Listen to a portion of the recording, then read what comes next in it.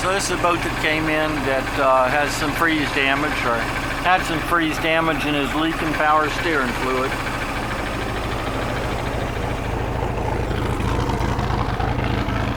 Here's the old power steering actuator, and there's the manifold, and the block was cracked.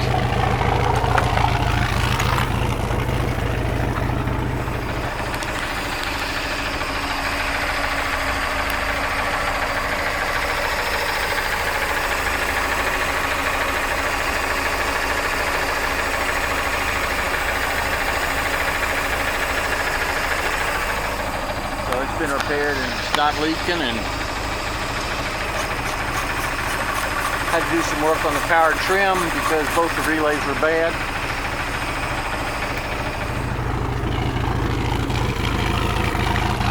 But here it goes. All right.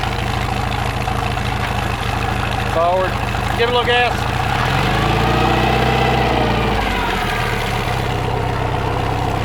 And reverse.